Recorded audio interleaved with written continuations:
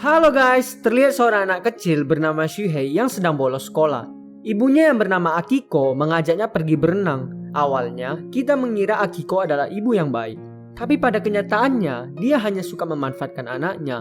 Sedangkan Shuhei, dia masih anak kecil yang polos, yang hanya mengikuti kemauan ibunya saja. Akiko selalu meminjam uang pada orang tuanya dan berjanji akan mencari kerja. Tentu alasan yang dia berikan sudah berulang-ulang kali ia gunakan. Itu tidak akan berhasil. Karena berapa banyak uang yang diberikan ke Akiko, semuanya habis di tempat judi. Di sana dia bertemu dengan Ryo. Dia mengajak Ryo untuk bermalam di rumahnya. Akiko juga menyuruh Shuhei untuk membelikan mereka makanan. Esokan harinya, Shuhei dititipkan pada Ujita. Dia adalah pacar Akiko. Sedangkan Akiko pergi hura-hura dengan Ryo. Shuhei yang malang sama sekali tidak terurus. Dia tidak pergi ke sekolah dan hanya makan makanan instan. 6 hari kemudian, Akiko pulang. Ia mengetahui rumahnya sudah tidak ada listrik, gas, dan air. Akiko mempunyai rencana jahat. Dia memanfaatkan anaknya untuk mengancam Ujita. Dia menyuruh Shuhei berpura-pura menjadi korban kekerasan Ujita. 藤田さんした悪いことみんなに教えてあげるんだよね。さっさと金持ってこいよ。慰謝料だよ。 Di rumah Ujita terjadi pertengkaran Ryo dengan Ujita, di mana Ryo tak sengaja menusuk pisau ke Ujita. 2 minggu sudah berlalu. Akiko mendengar kabar kalau Ujita masih hidup dan dia juga tidak melaporkan kejadian itu kepada polisi. Akiko yang mendengarnya kegirangan. Mereka tidak harus kabur-kaburan lagi dan mereka bisa berpindah-pindah mencari korban baru. Sedangkan Shuhei hanya bisa mengikuti ibunya kemanapun ia pergi. Mereka menghabiskan uang curian itu dengan hura-hura di penginapan mewah. Dan Shuhei dimanfaatkan kembali oleh ibunya untuk meminta uang kepada ayah kandungnya. Padahal ayahnya setiap bulan ada memberikan uang. Terlihat ayahnya yang sangat peduli dengan Shuhei. ここやぐらい行かしてもらえよ。ポカポカじゃんか。お父さんとこ来るか。 Tapi entah kenapa Shuhei lebih memilih tinggal bersama Akiko. Karena masih kurang, dia menyuruh Shuhei meminta uang pada kakak perempuannya. Dan hasilnya ditolak. Kakaknya yang turun mengejar Shuhei tak sengaja melihat Akiko yang memanfaatkan anaknya.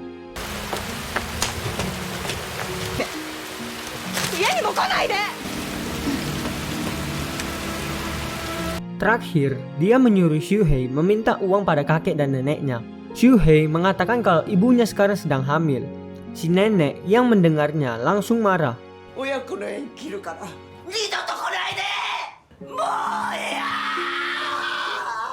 Setelah kembali, Ryo mendengar kalau Akiko sedang hamil, langsung menyiksa Akiko. Shuhei hanya bisa melindungi ibunya dari pukulan.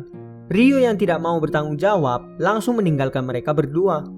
5 tahun kemudian, Shuhei sudah mempunyai adik perempuan yang bernama Fuyuka. Kehidupan mereka semakin parah membuat mereka harus tidur di pinggir jalan. Beruntung, dinas sosial memberikan sebuah tempat tinggal yang layak. Sementara Shuhei mendapatkan pendidikan gratis. Suatu hari, Shuhei dikejutkan kedatangan Ryo. Tak butuh waktu lama, Ryo dapat kembali diterima Akiko.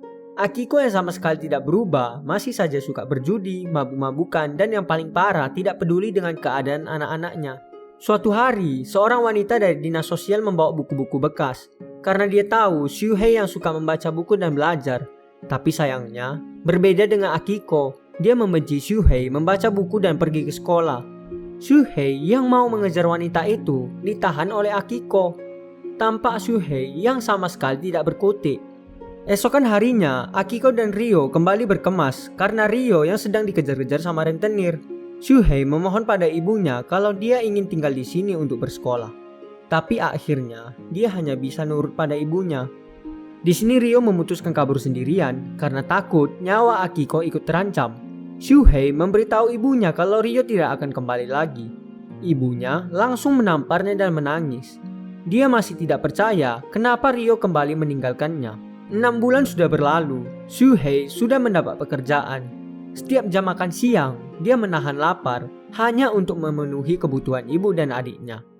Dan setiap bulannya, dia selalu meminjam uang. 真実お前からしたよな。お母さんに携帯代とか。とにかく前からダメだよ。Sementara Akiko hanya bersantai dan memarahi Shuhei karena tidak becus meminjam uang itu. 仕事から帰ってきたら冬香といなくなってるかもね。 Itu membuat Shuhei mau tak mau harus mencuri di tempat kerja. Tapi sayangnya, dia ketahuan. Si bos memarahi Akiko yang tidak becus menjadi seorang ibu. 親だったら子供のために働けよ。飯作って20歳になるまで面倒見ろよ。それが親だろうが。 Tak disangka-sangka, si bos mengajak mereka semua ke rumahnya untuk makan malam. Di sana, bos juga memberikan pekerjaan pada Akiko. Bukannya si Akiko bekerja dengan giat, dia malah merayu si bos. Dan terjadilah sedikit pap-pap.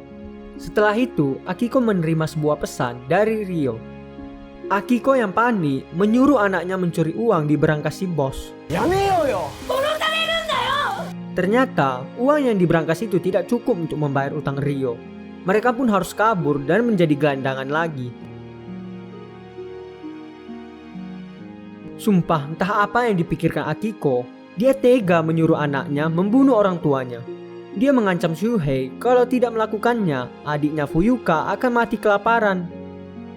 どれくらいかかんのかな。 Shuhei yang pergi sendirian ke rumah neneknya beralasan ingin mengunjungi mereka. Padahal kakek dan neneknya sangat senang kedatangan cucunya itu dan bermaksud mengajaknya makan malam. Tapi Shuhei yang tidak peduli kebaikan mereka tetap dibantainya. Tak perlu waktu lama, polisi dapat menangkap mereka. Akiko diinterogasi. Polisi berasumsi kalau Akiko lah yang menghasut Shuhei membunuh kakek dan neneknya. Tapi Akiko yang sama sekali merasa tidak bersalah sedikit pun, dia membantah semua tuduhan yang diberikan polisi dan juga merasa sudah membesarkan anaknya dengan benar. Dia menyuruh polisi tidak perlu ikut campur dalam urusan rumah tangga mereka. Saat giliran Shuhei, dia yang sangat sayang pada ibunya dan mengatakan kalau pembunuhan itu murni dari diri sendiri. Karena itu, Shuhei harus dipenjara selama 12 tahun dan ibunya hanya 3 tahun. Sedangkan Fuyuka harus tinggal di panti asuhan.